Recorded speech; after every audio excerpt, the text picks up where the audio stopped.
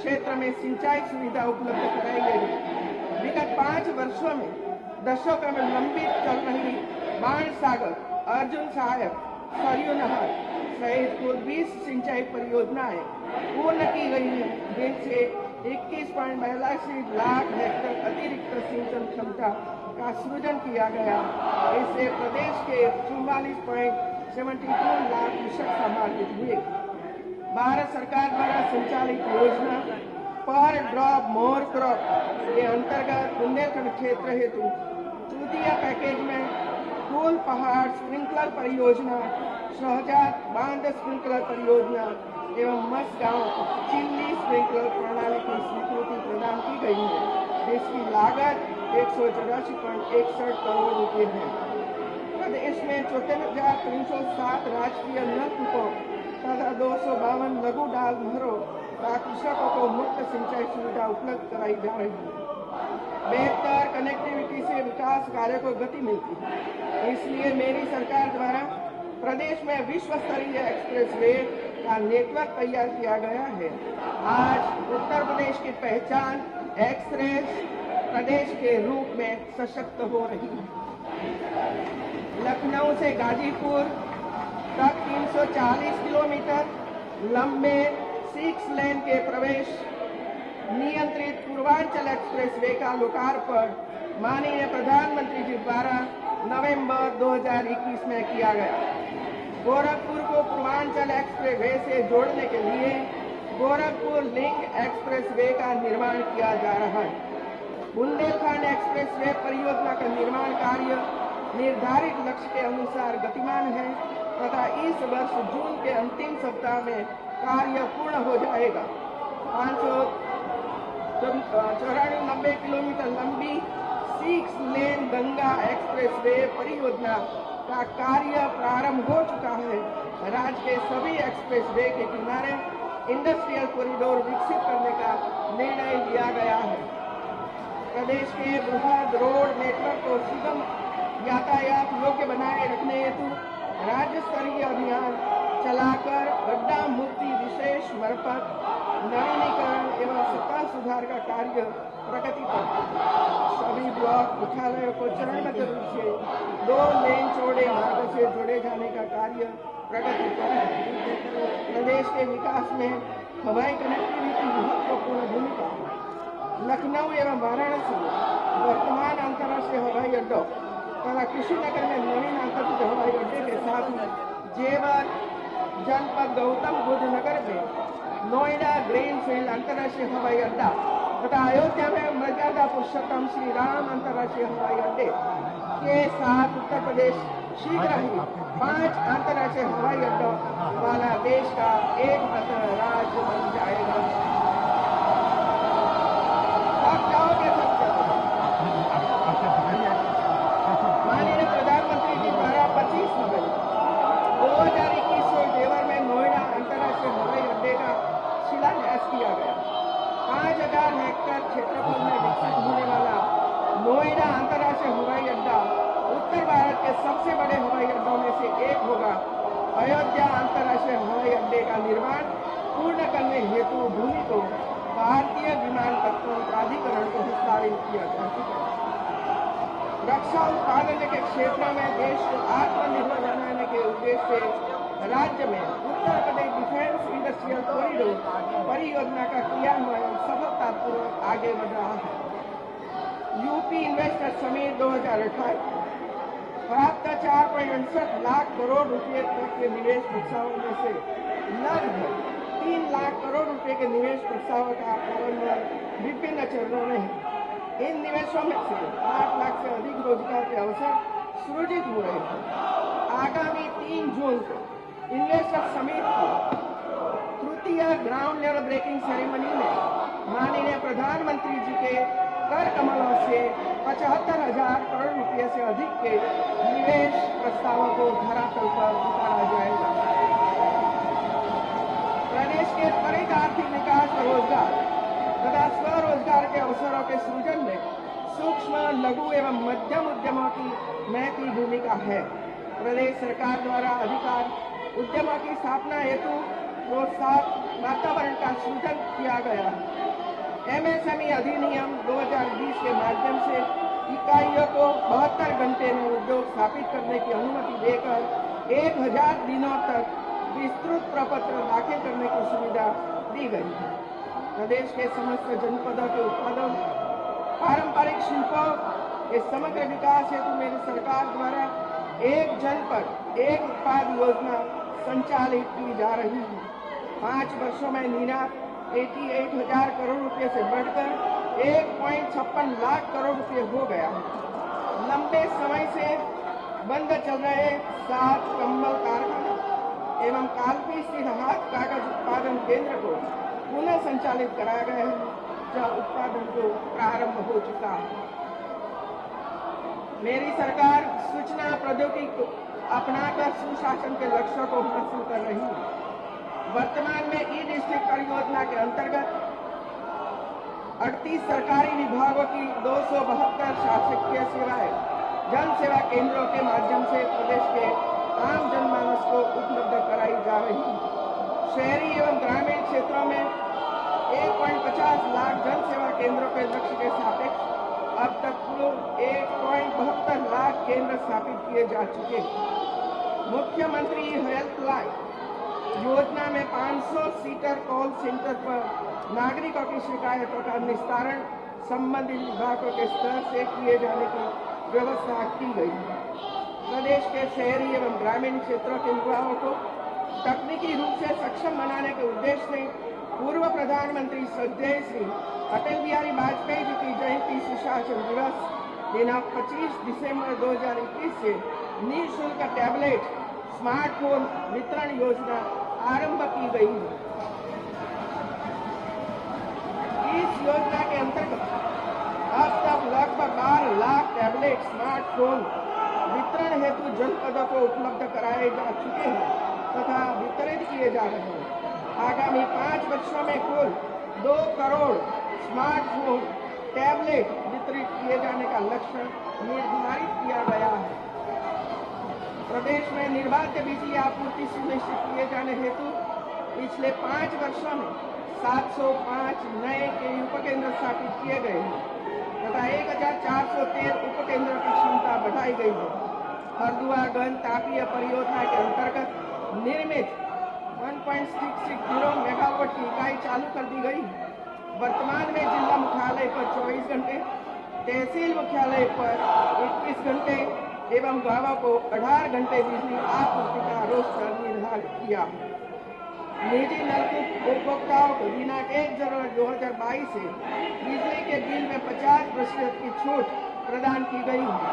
बुंदेलखंड क्षेत्र के ग्रामीण निजी नलकूप विद्युत उपभोक्ताओं को एकल रबी फसल की सिंचाई हेतु सीजनल टैरिफ का लाभ एवं अस्थायी विद्युत संयोजन की सुविधा भी प्रदान की गई है। प्रदेश में स्थापित सौर ऊर्जा आधारित 1819 मेगावाट क्षमता की परियोजनाओं से विद्युत उत्पादन किया जा रहा है। जैव अपशिष्टों से जैव ऊर्जा के उत्पादन को प्रोत्साहित किए जाने के उद्देश्य से नीति जारी की गई है, जिसके अंतर्गत जैव ऊर्जा की 14 परियोजनाओं में कुल 2492 करोड़ रुपए के निवेश की स्वीकृति प्रदान की। मेरी सरकार समाज के कमजोर वर्गों के लिए प्रति संवेदनशील है। विभिन्न पेंशन योजनाओं के माध्यम से पात्र व्यक्तियों को लाभान्वित किया जा रहा है।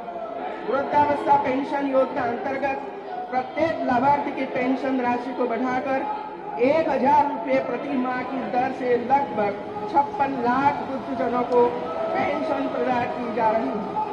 निराश्रित महिला पेंशन अंतर्गत पात्र लाभार्थियों को देय पेंशन की धनराशि को बढ़ाकर 1000 रुपये प्रति माह कर दिया गया। वित्तीय वर्ष 2021-22 में इस योजना के अंतर्गत कुल 31 लाख महिलाओं को लाभान्वित किया गया है। दिव्यांग भरण पोषण अनुदान की धनराशि जो 2017 के पूर्व मात्र 300 रुपये प्रति माह प्रति व्यक्ति थी, उसे बढ़ाकर 1000 रुपये प्रति माह कर दिया गया है। प्रदेश के 11 लाख से अधिक दिव्यांगजन इससे लाभान्वित हो रहे हैं।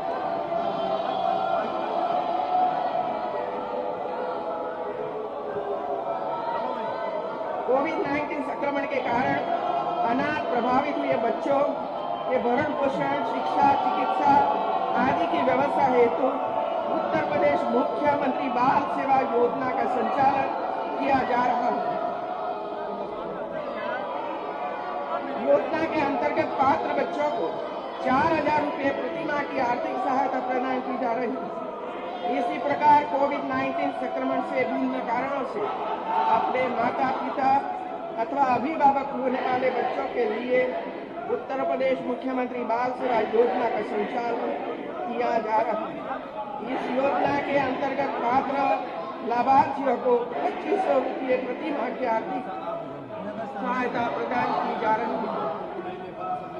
प्रदेश में समान लिंगानुपात स्थापित करने, कन्या भ्रूण हत्या रोकने, बालिकाओं के स्वास्थ्य शिक्षा को सुदृढ़ करने, बालिका के परिवार को आर्थिक सहायता प्रदान करने तथा बालिका के प्रति आम जन में सकारात्मक सोच विकसित किए जाने हेतु मुख्यमंत्री कन्या सुमंगला योजना संचालित की जा रही है। अब तक 12,59,000 से अधिक बालिकाओं को इस योजना से लाभान्वित कराया जाता है। सभी वर्गों के गरीब परिवारों की कन्याओं की शादी हेतु संचालित मुख्यमंत्री सामूहिक विवाह योजना के अंतर्गत अब तक 1,73,000 जोड़ों तथा श्रमिकों की कन्याओं के विवाह के लिए संचालित कन्या विवाह अनुदान योजना के तहत लगभग 94,000 कन्याओं का विवाह संपन्न कराया गया। उत्तर प्रदेश रानी लक्ष्मीबाई महिला एवं बाल सम्मान कोष योजना अंतर्गत जघन्य अपराधों से पीड़ित महिला एवं बालिकाओं को 1 लाख रुपये से 10 लाख रुपये की आर्थिक क्षतिपूर्ति प्रदान की जा रही है। समेकित बाल विकास योजना के अंतर्गत 6 माह से 6 वर्ष तक के बच्चों, गर्भवती महिलाओं एवं धात्री माताओं के सर्वांगीण विकास के लिए प्रदेश के सभी जनपदों में कुल 897 परियोजनाओं के 1.89 लाख से अधिक आंगनवाड़ी केंद्रों का संचालन किया जा रहा है। लाभार्थियों को अनुपूरक पुष्टाहार के रूप में फोर्टिफाइड गेहूं, दलिया, चना, दाल, खाद्य तेल तथा चावल का वितरण किया जा रहा है। लोगों को पौष्टिक साग सब्जियों के बारे में जागरूक करने के उद्देश्य से आंगनवाड़ी केंद्रों पर पोषण वाटिकाओं की स्थापना की जा रही है। आंगनवाड़ी कार्यकर्तियों को बेहतर कार्य हेतु प्रोत्साहित करने के उद्देश्य से माह सितंबर 2021 से 1,500 रुपये प्रति माह की दर से इंसेंटिव दिया जा रहा है। उत्तर प्रदेश में सशस्त्र सेनाओं के लगभग 3.99 लाख भूतपूर्व सैनिक और 0.67 लाख दिवंगत सैनिकों की पत्नियों मेरी सरकार इनकी देखरेख एवं समस्याओं के निवारण के लिए सतत प्रयत्नशील है। शहीद हुए सैनिक के परिवार को पूर्व में दी जाने वाली 25 लाख रुपए की धनराशि को बढ़ाकर 50 लाख रुपए कर दिया गया है। अल्पसंख्यक कल्याण की दिशा में माननीय प्रधानमंत्री जी के संकल्प को साकार करने के लिए मेरी सरकार कृत संकल्पित है। इस उद्देश्य के साथ विभिन्न योजनाएं संचालित की जा रही हैं। किन्नर समुदाय को समाज की मुख्य धारा में शामिल करने हेतु उत्तर प्रदेश किन्नर कल्याण बोर्ड का गठन किया। कामगारों, श्रमिकों की सामाजिक एवं आर्थिक सुरक्षा के लिए तथा उनके सर्वांगीण विकास के उद्देश्यों की प्राप्ति हेतु उत्तर प्रदेश कामगार और श्रमिक आयोग का गठन किया गया। पंजीकृत निर्माण श्रमिकों के बच्चों तथा अनाथ बच्चों हेतु प्रदेश के समस्त 18 मंडलों में एक अटल आवासीय विद्यालय स्थापित किया जा रहा है, जिनमें कक्षा 6 से 12 तक निःशुल्क गुणवत्तापूर्वक एवं आवासीय शिक्षा प्रदान की जाएगी। कोविड महामारी की कठिनाइयों से गरीब परिवार को राहत पहुंचाने के उद्देश्य से प्रदेश सरकार द्वारा अपने संचालन के अप्रैल 2020 से जून 2020 तक, जून 2021 से अगस्त तक 21 तक निःशुल्क खाद्यान्न वितरण किया गया।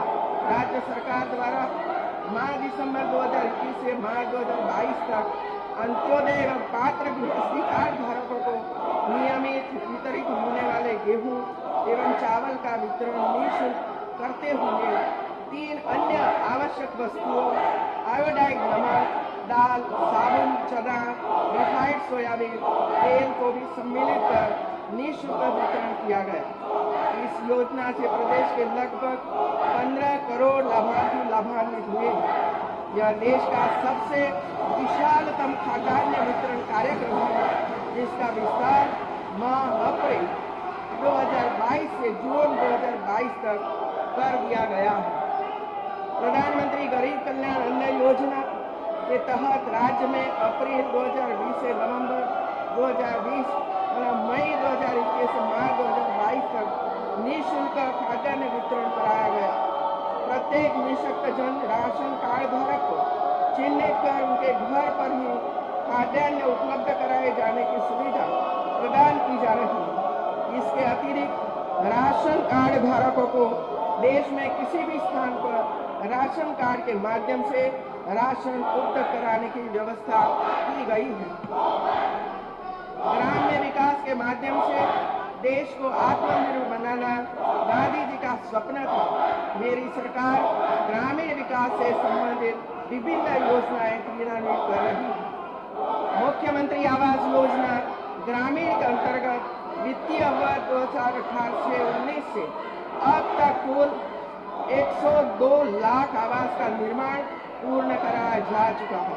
प्राकृतिक आपदा, कालाजार, JEAS एवं कुष्ठ रोग से प्रभावित तथा वन टांगिया, मुसहर, कोल, सहारिया एवं थारू वर्ग नट एवं चेरो जनजाति के आवास विहीन या कच्चे जर्जर आवास में निवास कर रहे परिवारों को लाभान्वित करने के उद्देश्य से यह योजना संचालित की जा रही है। प्रधानमंत्री ग्राम सड़क योजना के अंतर्गत गत 5 वर्षों में 3,414 किलोमीटर से अधिक सड़कों का निर्माण कराया गया है। मुख्यमंत्री समग्र ग्राम योजना उत्तर प्रदेश के सीमावर्ती क्षेत्र पर स्थित दूरस्थ गांवों, अति पिछड़े तथा देश की रक्षा में हुए शहीदों के राजस्व गांवों का सर्वांगीण विकास किया जा रहा है। जल जीवन मिशन के अंतर्गत ग्रामीण पेयजल आपूर्ति हेतु राष्ट्रीय ग्रामीण पेयजल कार्यक्रम का संचालन किया जा रहा है, जिसमें हर घर को नल से जल उपलब्ध कराया जा रहा है। वर्ष 2022-23 में 73.06 लाख क्रियाशील गृह नल संयोजन प्रदान कर लगभग 4.67 करोड़ घरों में शुद्ध एवं सतत पेयजल उपलब्ध कराने का लक्ष्य रखा गया है। ग्राम स्तर पर वित्तीय समायोजन तथा महिलाओं को रोजगार के जोड़ने के उद्देश्य से 40,196 डीसी सखी का प्रशिक्षण एवं प्रमाणीकरण पूर्ण किया गया है। ग्राम स्तर पर सरकारी सेवाएं एक छत के नीचे उपलब्ध कराने के उद्देश्य से प्रदेश की 54,876 ग्राम पंचायत में ग्राम सचिवालय स्थापित किए गए हैं। ग्राम सचिवालय के प्रतिदिन संचालन और सफल क्रियान्वयन हेतु 56,436 पंचायत सहायक, अकाउंट और डाटा एंट्री ऑपरेटर का चयन कर उन्हें प्रशिक्षित किया गया है। प्रदेश में सार्वजनिक संपत्तियों पर हुए अवैध कब्जों के विरुद्ध प्रभावी कार्यवाही कराए जाने हेतु एंटी भूमि टास्क फोर्स का गठन तथा अवैध कब्जे से संबंधित शिकायतों ऑनलाइन दर्ज करने एवं कृत कार्य प्रभावी अनुसरण किए जाने हेतु एंटी भू माफिया पोर्टल का विकास किया गया है। एंटी भू माफिया अभियान के अंतर्गत कुल 76,398 हेक्टेयर क्षेत्र पर अवैध अतिक्रमण से अवमुक्त कराया गया है। 2,471 अतिक्रमणकर्ताओं को भू माफिया के रूप में चिन्हित किया गया है। वर्तमान में 186 भू माफिया जेल में निरुद्ध है। 4,274 अतिक्रमणकर्ताओं के विरुद्ध विभिन्न धाराओं के अंतर्गत कार्यवाही की जा रही है। कोविड प्रबंधन के अंतर्गत वर्ष 2021-22 में गरीब व्यक्तियों को, प्रवासी श्रमिकों तथा तीमारदारों आदि को निःशुल्क भोजन उपलब्ध कराने हेतु प्रदेश के जनपदों में 332 सरकारी एवं 148 गैर सरकारी कुल 480 कम्युनिटी किचन स्थापित किए गए थे। इनके माध्यम से कुल 7,23,627 निःशुल्क फूड पैकेटों का वितरण किया गया था। कोविड-19 की रोकथाम, उपचार व उससे बचाव के लिए कार्यरत कर्मियों की संक्रमण से मृत्यु हो जाने पर उनके आश्रितों को 50 लाख रुपए की अनुग्रह राशि दिए जाने की व्यवस्था की गई है। स्वामित्व योजना के अंतर्गत नवीनतम ड्रोन प्रौद्योगिकी के उपयोग से ग्रामीण आबादी वाले क्षेत्रों का सर्वेक्षण कर उनके स्वामित्व संबंधी अभिलेख तैयार किए जा रहे हैं। अब तक 15,940 ग्रामों में 23,47,243 ग्रामीण आवासीय अभिलेख का भौतिक वितरण संबंधित भूखंड स्वामियों को किया गया है। नगरीय क्षेत्र में जनमानस को मूलभूत सुविधाएं उपलब्ध कराए जाने के उद्देश्य से विभिन्न योजनाएं संचालित की जा रही हैं। अमृत योजना के अंतर्गत पेयजल की 119 एवं सीवरेज की 57 परियोजनाएं पूर्ण कर जन उपयोगी बनाई जा चुकी है। स्वच्छ सर्वेक्षण 2021 में प्रदेश के 18 स्थानीय निकायों को विभिन्न श्रेणियों में पुरस्कृत किया गया है। भारत सरकार की महत्वाकांक्षी योजना स्मार्ट सिटी मिशन के अंतर्गत उत्तर प्रदेश के 10 शहरों का चयन किया गया है। इसके अंतर्गत 233 परियोजनाएं पूर्ण हो चुकी है। साथ ही प्रदेश के सरकार द्वारा 7 अन्य नगर निगमों को राज्य स्मार्ट सिटी के रूप में विकसित करने की अभिनव पहल शुरू कर दी गई है। आजादी के अमृत महोत्सव के अवसर पर प्रदेश के नगरीय निकायों में अमृत सरोवरों के विकास का निर्णय लिया गया है। शहरी पथ विक्रेताओं को आत्मनिर्भर बनाने हेतु PM street vendors Atmanirbhar Nidhi योजना के अंतर्गत अब तक 8 लाख से अधिक पथ विक्रेताओं को ऋण वितरित कर उत्तर प्रदेश देश में प्रथम स्थान प्राप्त किया। 10 शहरों में 19 मॉडल स्ट्रीट वेंडिंग जोन के विकास का कार्य भी प्रगति पर है। शहरी बेघरों के लिए आश्रय योजना के अंतर्गत 130 शेल्टर होम क्रियाशील किए जा चुके हैं। प्रदेश में वनावरण एवं वृक्षावरण वृद्धि की विभिन्न योजनाएं कार्यान्वित की जा रही हैं। इनमें सामाजिक वानिकी की मुख्य योजना है। गत 5 वर्षों में 100 करोड़ वृक्षों को रोपित किया गया है। वर्ष 2022-23 में उत्तर प्रदेश में हरित विस्तार हेतु 35 करोड़ वृक्षारोपण का लक्ष्य निर्धारित किया गया है। आजादी के अमृत महोत्सव के उपलक्ष्य में अन्नपूर्णा वन, नगर वन, अमृत वन, गंगा किनारे वनीकरण योजना अंतर्गत स्थल चयन व वृक्षारोपण किया जाएगा, जिससे पर्यावरण संतुलित होगा एवं कार्बन अवशोषण के साथ साथ जलवायु पर भी अनुकूल प्रभाव पड़ेगा। वन जीव संरक्षण हेतु सरकार द्वारा विभिन्न प्रयास किए जा रहे हैं। उत्तर प्रदेश में 1 राष्ट्रीय उद्यान, 26 वन्य जीव विहार एवं 4 प्राणी उद्यान स्थापित है। इको टूरिज्म के माध्यम से प्रकृति एवं वनों के प्रति जागरूकता बढ़ाने के साथ साथ स्थानीय समुदायों की सक्रिय भागीदारी के माध्यम से उनकी आर्थिक स्थिति को सुधारने हेतु Varanasi eco tourism circuit, Mahabateshwar, Chambal, Etawah eco tourism circuit व महाराजगंज में हेरिटेज टॉम वे परियोजना पर कार्य किया जाएगा। पावन गंगा एवं सहायक नदियों की निर्मलता, अविरलता सुनिश्चित करने हेतु सरकार प्रतिबद्ध है। गंगा की प्राकृतिक संपदा एवं जन मानस की भावनात्मक आस्था बनाए रखने हेतु विभिन्न कार्यक्रम संचालित किए जा रहे हैं। गंगा को प्रदूषण मुक्त बनाए रखने एवं उसमें दूषित जल का उत्प्रवाह रोकने के लिए सीवरेज संबंधी कुल 46 परियोजनाएं स्वीकृत हुई हैं, जिनकी कुल स्वीकृत लागत लगभग 11,000 करोड़ रुपए लिए इनमें से अब तक 25 परियोजनाएं पूर्ण कर संचालित की जा चुकी हैं, जबकि 19 परियोजनाएं निर्माणाधीन व 2 परियोजनाएं निविदा प्रक्रिया में संचालित हैं। पावन गंगा एवं सहायक नदियों की जल गुणवत्ता एवं अविरलता सुनिश्चित करने के उद्देश्य से उत्तर प्रदेश प्रदूषण नियंत्रण बोर्ड में समर्पित मॉनिटरिंग सेल एवं कंट्रोल रूम की स्थापना की गई है। सरकार द्वारा पर्यावरणीय शिक्षा, प्रशिक्षण व जन जागरूकता तथा शोध संबंधी विविध कार्यक्रम चलाए जा रहे हैं। प्रारंभिक शिक्षा के सार्वभौमिक लक्ष्य प्राप्ति हेतु मेरी सरकार संकल्पबद्ध है।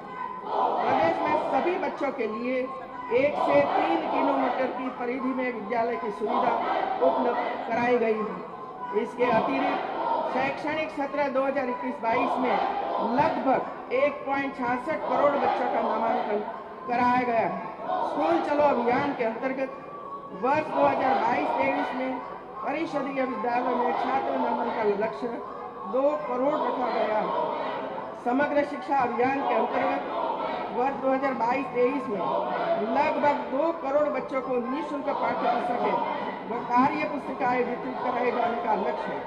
परिषदीय प्राथमिक, उच्च प्राथमिक विद्यालयों एवं अशासकीय सहायता प्राप्त प्राथमिक, पूर्व प्राथमिक विद्यालयों में कक्षा 1 से 8 तक अध्ययनरत छात्र छात्राओं को उपयोगार्थ निःशुल्क यूनिफॉर्म, स्वेटर, बैग, जूता, मोजा की धनराशि सीधे छात्र छात्राओं के माता पिता अभिभावक के आधार सीडेड बैंक खाते में हस्तांतरित की गई है, जिससे लगभग 1.57 करोड़ बच्चे लाभान्वित हुए हैं। ऑपरेशन कायाकल्प के माध्यम से परिषदीय विद्यालय को चिन्हित 19 मूलभूत अवस्थापना सुविधाओं से संतृप्त कराया जा रहा है। अभी तक 1.30 लाख से अधिक विद्यालयों का कायाकल्प हो चुका है। मध्याह्न भोजन योजना के अंतर्गत प्रदेश सरकार द्वारा वर्ष 2022-23 में 1.44 लाख प्राथमिक एवं उच्च प्राथमिक विद्यालयों में अध्ययनरत 2 करोड़ छात्र छात्राओं को आच्छादित किया गया। माध्यमिक शिक्षा के अंतर्गत प्रदेश सरकार द्वारा समस्त बाल बालिकाओं सह शिक्षा की स्थापना करते हुए अब तक 259 नवीन विद्यालय, 30 बालिका छात्रावास तथा 3 नवीन सैनिक स्कूल संचालित किए जा रहे हैं। योग्य शिक्षकों की उपलब्धता बढ़ाने के लिए 40,402 शिक्षकों का चयन किया गया है। प्रदेश के विद्यार्थियों को राष्ट्रीय स्तर पर प्रतिस्पर्धा में सक्षम बनाने के लिए राष्ट्रीय शैक्षिक अनुसंधान और प्रशिक्षण परिषद का पाठ्यक्रम अंगीकृत किया गया है। संस्कृत शिक्षा को बढ़ावा देने के लिए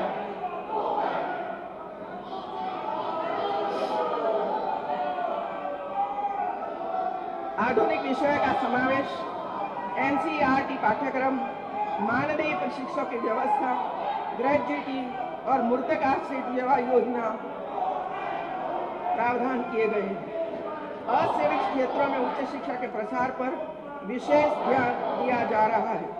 प्रदेश में 3 नए राज्य विश्वविद्यालयों में मां शाकुंभरी विश्वविद्यालय सहारनपुर, महाराजा सुहेलदेव राज्य विश्वविद्यालय आजमगढ़ एवं राजा महेंद्र प्रताप सिंह राज्य विश्वविद्यालय अलीगढ़ का शिलान्यास किया जा चुका है तथा निर्माण कार्य प्रक्रियाधीन है। 75 नए राजकीय महाविद्यालयों की स्थापना, निर्माण का कार्य भी प्रगति पर है। 15 राज्य विश्वविद्यालयों में पंडित दीनदयाल उपाध्याय शोध पीठ की स्थापना की गई है। लखनऊ विश्वविद्यालय में बाबूराव देवदास शोध पीठ, अटल सुशासन पीठ, महात्मा गांधी अंतर्राष्ट्रीय रोजगार पीठ तथा दीनदयाल उपाध्याय गोरखपुर विश्वविद्यालय में चौरी चौरा अध्ययन केंद्र स्थापित किया गया। प्रदेश के आर्थिक एवं औद्योगिक विकास के लिए प्राविधिक शिक्षा एवं मूलभूत आवश्यकता है। प्रदेश की पॉलिटेक्निक संस्थाओं के विद्यार्थियों के लिए नवीन तकनीक ज्ञान अर्जन हेतु यूराइस पोर्टल की स्थापना की गई है, जिस पर वीडियो लेक्चर, ई कंटेंट्स, ऑनलाइन उपस्थिति, परीक्षा परिणाम, देखने की सुविधा उपलब्ध कराई है। ई लेक्चर के माध्यम से तकनीकी शिक्षा से संबंधित विषयों के अतिरिक्त महत्वपूर्ण सामाजिक, आर्थिक एवं रोजगार परक विषयों पर भी व्याख्यान प्रदान किए जा रहे हैं। सभी प्रकार की प्रतियोगिता संस्थाओं ध्यान में रखते हुए मुख्यमंत्री अभ्युदय योजना के पोर्टल पर विभिन्न प्रतियोगी परीक्षाओं की अध्ययन सामग्री उपलब्ध कराई गई है। राज्य सरकार एक जनपद एक मेडिकल कॉलेज के लक्ष्य की पूर्ति के लिए गंभीरता से प्रयास कर रही है। वर्तमान में प्रदेश में 65 मेडिकल कॉलेज हैं, जिसमें 35 राज्य सरकार द्वारा एवं 30 निजी क्षेत्र द्वारा संचालित है। इसके अतिरिक्त जनपद गोरखपुर व रायबरेली में एम्स की संचालित है।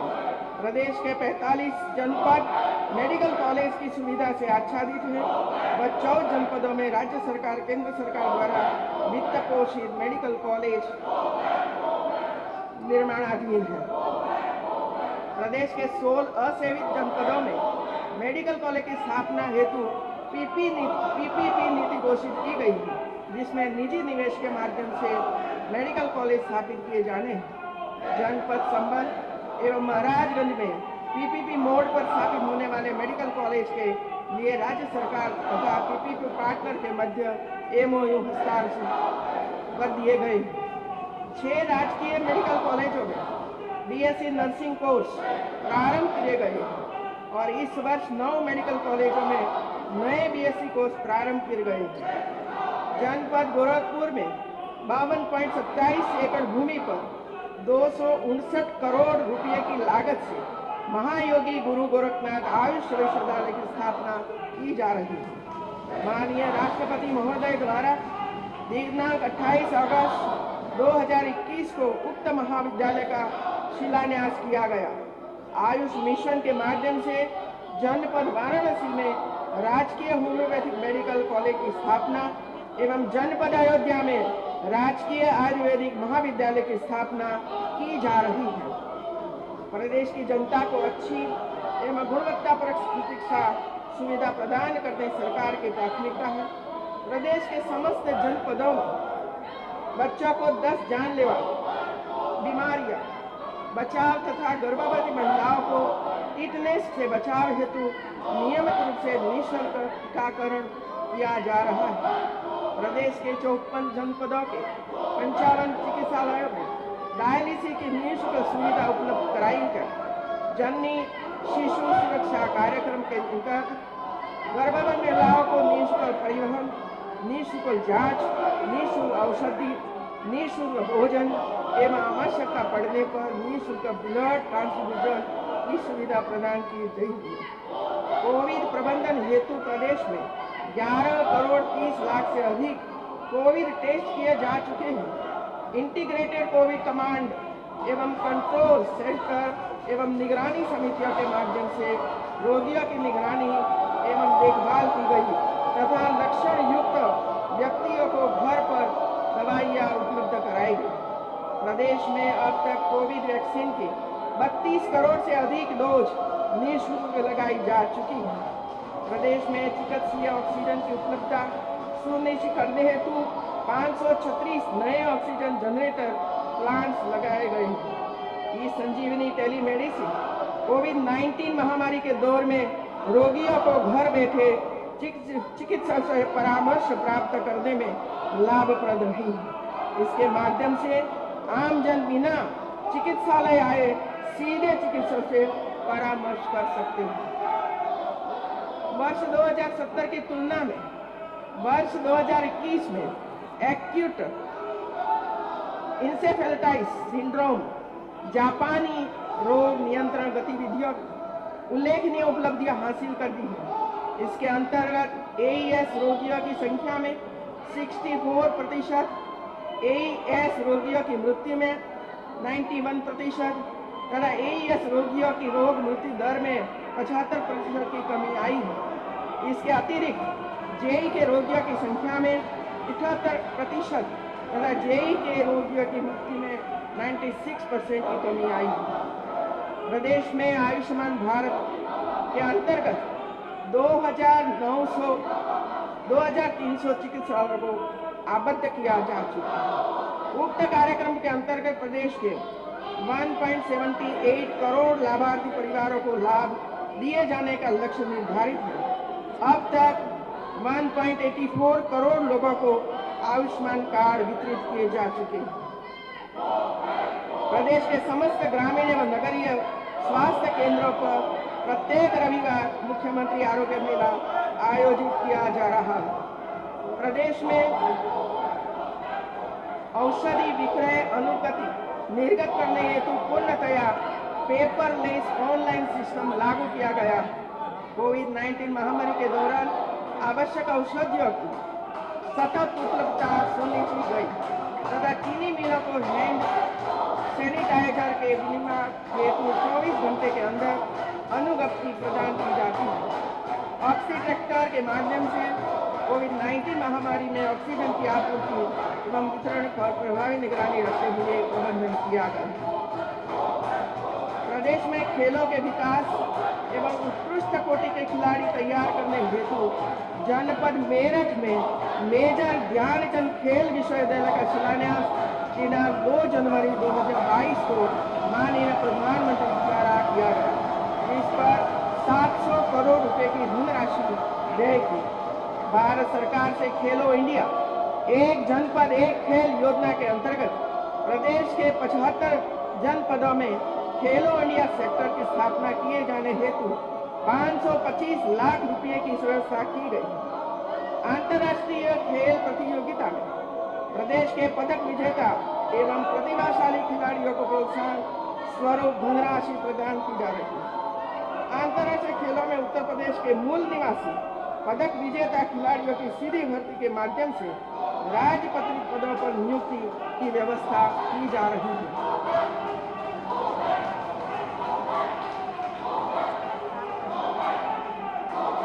मेरी सरकार द्वारा सामान्य खिलाड़ियों को दी जाने वाली सुविधा की भांति उत्तर प्रदेश के दिव्यांगजन खिलाड़ियों को सुविधा प्रदान करने की व्यवस्था की गई। सरकार द्वारा टोक्यो ओलंपिक 2020 तथा टोक्यो पैरालंपिक 2020 में भारत के पदक विजेता खिलाड़ियों तथा प्रदेश के प्रतिभागी खिलाड़ियों को पुरस्कार राशि से सम्मानित किया गया है। ग्रामीण क्षेत्रों में खेल अवसंरचना के विकास हेतु ग्रामीण स्टेडियम का निर्माण एवं ओपन जिम की स्थापना का कार्य किया जा रहा है। जनता को सुरक्षित, सुलभ, सतत, मितव्ययी व इको फ्रेंडली परिवहन सेवाएं उपलब्ध कराने हेतु सरकार की संकल्प है। यात्रियों को सुगम टिकटिंग व सूचना प्रणाली हेतु उत्तर प्रदेश राज्य सड़क निगम की प्रतिष्ठित सेवाओं में इंटरनेट आधारित अग्रिम आरक्षण व्यवस्था उपलब्ध कराई है। विगत 5 वर्षों में रक्षाबंधन पर्व पर प्रदेश की महिला यात्रियों को परिवहन निगम की सभी श्रेणियों की बसों में निःशुल्क यात्रा की सुविधा प्रदान की गई थी। अंतर राज्य मार्गों पर जन सामान्य को सड़क यात्रा की सुगम एवं समन्वित परिवहन सुविधा उपलब्ध कराए जाने हेतु राजस्थान, उत्तराखंड, हरियाणा, हिमाचल प्रदेश, जम्मू कश्मीर तथा बिहार राज्य के साथ पारस्परिक परिवहन करार के उपरांत बस संचालन प्रारंभ किया गया है। पड़ोसी देश नेपाल हेतु दिल्ली से महेंद्रनगर, पोखरा व नेपालगंज के लिए अंतर्राष्ट्रीय बस सेवा का संचालन प्रारंभ किया है। बस स्टेशनों को आधुनिकीकरण के दृष्टिगत प्रदेश के 23 प्रमुख बस स्टेशनों को लखनऊ के आलमबाग बस स्टेशन की तर्ज पर पीपीपी पद्धति पर विकसित किए जाने हेतु कार्यवाही गतिशील है। खनन प्रक्रिया में सरलीकरण, पारदर्शिता, प्रतिस्पर्धा एवं राजस्व वृद्धि हेतु उत्तर प्रदेश खनन नीति 2070 के अंतर्गत एकीकृत पोर्टल माइंड मित्रा विकसित किया गया है। खनन योजना का अनुमोदन ऑनलाइन माध्यम से प्रदान किए जाने की सुरक्षा प्रारंभ की गई है, जिसके अंतर्गत 213 खनन योजनाएं अनुमोदित की गई है। अवैध खनन पर प्रभावी नियंत्रण हेतु जिला स्तर पर जिलाधिकारी की अध्यक्षता में गठित टास्क फोर्स को सक्रिय एवं उत्तरदायी बनाया गया है। रामायण संस्कृति के प्रचार प्रसार हेतु प्रदेश के 16 जनपदों में रामायण कॉन्क्लेव का आयोजन किया गया। वैश्विक स्तर पर रामायण संस्कृति के प्रतीकों एवं परंपराओं शोधपरक रामायण इंसाइक्लोपीडिया का कार्य भी गतिमान है। प्रदेश में पुरातत्व धरोहरों के संरक्षण हेतु एडॉप्ट ए हेरिटेज योजना प्रारंभ की गई। आजादी का अमृत महोत्सव और चौरी चौरा शताब्दी महोत्सव के अंतर्गत विभिन्न सांस्कृतिक कार्यक्रमों, तिरंगा यात्राओं, प्रदर्शनियों, संगोष्ठियों, वेबिनार आदि का नियमित आयोजन किया जा रहा है। गोरखपुर में योगीराज बाबा गंभीरनाथ प्रेक्षागृह व गुरु गोरक्ष शोधपीठ के भवन तथा पंडित सूर्यकांत त्रिपाठी निराला की जन्मस्थली गढ़ाकोला, उन्नाव में विशाल स्मृति भवन एवं पुस्तकालय के भवन का निर्माण कराया गया। रामलीला मैदान सुदृढ़ी के अंतर्गत शाहजहांपुर में खीरनिबा रामलीला स्थल एवं गोरखपुर में बर्ड घाट रामलीला स्थल में मंच, ग्रीन रूम, चहार दीवारी आदि का निर्माण कराया गया। मगहर में संत कबीर अकादमी का भवन का निर्माण एवं आगरा के बटेश्वर में भारत रत्न अटल बिहारी वाजपेयी सांस्कृतिक संकुल के निर्माण की परियोजनाएं गतिमान है। जनपद लखनऊ में भारत रत्न डॉक्टर भीमराव अंबेडकर स्मारक एवं सांस्कृतिक केंद्र का शिलान्यास माननीय राष्ट्रपति महोदय के कर कमल द्वारा 29 जून 2021 को संपन्न हो चुका है। इस सांस्कृतिक केंद्र में बाबा साहब की भव्य मूर्ति की स्थापना के साथ अत्याधुनिक प्रेक्षागृह, संदर्भ पुस्तकालय, पिक्चर गैलरी, डोरमेट्री आदि सुविधाएं विकसित की जा रही हैं। वाराणसी स्थित श्री काशी विश्वनाथ मंदिर के सांस्कृतिक एवं आध्यात्मिक गौरव की पुनः स्थापना के उद्देश्य से श्री काशी विश्वनाथ धाम निर्मित कराया गया है। इसका लोकार्पण माननीय प्रधानमंत्री जी द्वारा दिनांक 13 दिसंबर 2021 को किया जा चुका है। श्री काशी विश्वनाथ मंदिर के विस्तारीकरण, सौंदर्यीकरण पश्चात श्रद्धालुओं की संख्या में 4 से 5 गुनी बढ़ोतरी हुई है। काशी हिंदू विश्वविद्यालय परिसर में वैदिक विज्ञान केंद्र की स्थापना के प्रथम चरण का कार्य पूर्ण हो चुका है तथा द्वितीय चरण का कार्य प्रगति है। अयोध्या में एवं चित्रकूट में भजन संध्या स्थल का निर्माण पूर्ण किया है। गोरखपुर, वाराणसी, प्रयागराज एवं मथुरा में भी भजन संध्या स्थल के निर्माण की कार्यवाही प्रारंभ की गई।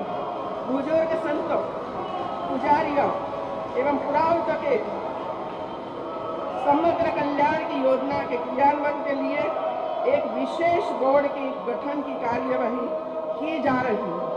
जनपद गाजियाबाद में कैलाश मानसरोवर यात्रा भवन का निर्माण कार्य पूर्ण हो चुका है।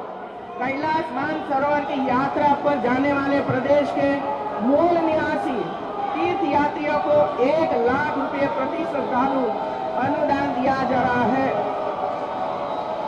दिनांक 31 मार्च 2022 तक 1225 यात्रियों को अनुदान स्वीकृत किया गया। सिंधु दर्शन के प्रदेश के मूल निवासी तीर्थ यात्रियों के लिए 20,000 रुपये प्रति व्यक्ति अनुदान की व्यवस्था है। दिनांक 31 मार्च 2022 तक 324 यात्रियों का अनुदान स्वीकृत किया गया। उत्तर प्रदेश के पर्यटन के विकास की असीम संभावनाएं हैं।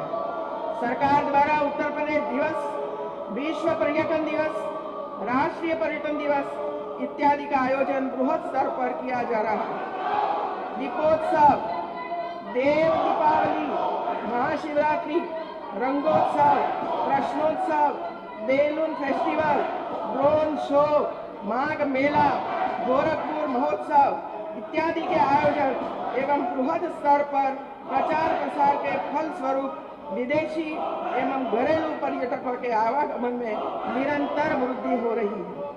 माननीय प्रधानमंत्री जी के मार्गदर्शन में अयोध्या के पर्यटन सहित समग्र विकास पर कार्य हो रहा है। उत्तर प्रदेश ब्रज तीर्थ विकास परिषद के तहत मथुरा व वृंदावन का पर्यटन विकास कराया जा रहा है। विंध्यवासिनी धाम, नैमिषारण्य धाम, शुक्रताल धाम, चित्रकूट धाम, देवी पाटन धाम के पर्यटन विकास कार्य भी तेजी से आगे बढ़ रहे हैं। महर्षि वाल्मीकि से जुड़े लालापुर, गोस्वामी तुलसीदास से संबंधित राजापुर, निषाद राज गुह्य से संबंधित सुगेश्वर स्थलों को भी विकसित किया जा रहा है। विशिष्ट क्षेत्रों के विकास हेतु उत्तर प्रदेश ब्रज तीर्थ विकास परिषद, उत्तर प्रदेश त्रिकुट चित्रकूट धाम तीर्थ विकास परिषद एवं उत्तर प्रदेश विंध्य धाम तीर्थ विकास परिषद की स्थापना की गई। लखनऊ आने वाले माननीय अतिथियों एवं विशिष्ट महानुभावों की अधिक संख्या के दृष्टिगत बटलर पैलेस परिसर में लगभग 61 करोड़ रुपए की लागत से अति विशिष्ट अतिथि गृह नैमिषारण्य बटलर पैलेस का निर्माण कराया गया है। इसी प्रकार नई दिल्ली में द्वारका योजना के सेक्टर 23 में इंद्रप्रस्थ उत्तर प्रदेश राज्य अतिथि गृह नई दिल्ली नाम से लगभग 43 करोड़ रुपए की लागत से एक नए अतिथि गृह का निर्माण कराया गया है, जिसका संचालन मार्च जनवरी 2022 से प्रारंभ कर दिया गया। हम सभी का सौभाग्य है कि जिस आज़ादी के लिए भारत ने सदियों इंतजार किया, उसके 75 वर्ष के हम साक्षी बन रहे हैं। पूरा देश स्वाधीनता संग्राम अपना सर्वस्व न्योछावर करने वाले स्वतंत्रता संग्राम सेनानियों का ऋणी है। उत्तर प्रदेश में वर्तमान में 41 स्वतंत्रता संग्राम सेनानी एवं 1051 स्वतंत्रता संग्राम सेनानी आश्रित हैं, जिन्हें पूर्व में मिलने वाली 15,176 रुपये प्रति माह पेंशन की धनराशि को दिनांक 1 फरवरी 2018 से बढ़ाकर 20,176 रुपये प्रति माह कर दिया है। आपातकाल की अवधि में लोकतंत्र की रक्षा के लिए सक्रिय रहते हुए संघर्ष के फलस्वरूप मीसा DIR में कारागार में निरुद्ध रहे राजनैतिक बंदी और लोकतंत्र सेनानियों एवं उनके देहांत के उपरांत पात्र आश्रितों को अनुमन्य 15,000 रुपये प्रति माह की सम्मान राशि को बढ़ाकर 20,000 रुपये कर दिया गया है। उत्तर प्रदेश डिजिटल ई-स्टैंपिंग प्रारंभ करने वाला दूसरा राज्य हो गया है। अद्यतन 19 बैंक इस व्यवस्था से इंटीग्रेटेड किए जा चुके हैं। निबंधन कार्यालयों में विलेखों के निबंधन हेतु SMS आधारित एप्लाइमेंट व्यवस्था लागू की गई है। व्यापक जनहित में ई-स्टैंप की सेवा उचित दर की दुकानों पर उपलब्ध कराए जाने का निर्माण किया। उत्तर प्रदेश अधिवक्ता कल्याण निधि में पंजीकृत 30 वर्ष की अवधि पूर्ण कर चुके अधिवक्ताओं के निधि से अनुमन्य धनराशि 1.50 लाख रुपये को बढ़ाकर 5 लाख रुपये कर दिया गया। राष्ट्रीय विधि विश्वविद्यालय प्रयागराज का निर्माण गतिमान है।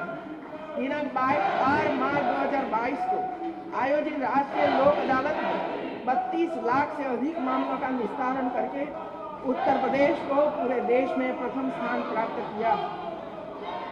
मेरी सरकार द्वारा दिनांक 1 मई 2022 को ई-पेंशन पोर्टल का शुभारंभ किया है, जिसके माध्यम से पेंशन हेतु आवेदन से लेकर पेंशन भुगतान देय निर्गत होने तक की कार्यवाही पूर्णतया ऑनलाइन कर दी गई। इस पोर्टल के अंतर्गत सरकारी विभागों के सेवानिवृत्त होने वाले कार्मिकों द्वारा अपनी सेवानिवृत्ति के 6 माह पूर्व ऑनलाइन आवेदन किया जाएगा तथा सेवानिवृत्ति के 3 माह पूर्व उनका पेंशन भुगतान देय निर्गत हो जाएगा। मेरी सरकार ने प्रदेश में सुशासन स्थापित किया। अब सुशासन को और सुदृढ़ करने के लिए मेरी सरकार की स्वयंसेवी प्रतिस्पर्धा बराबर होगी।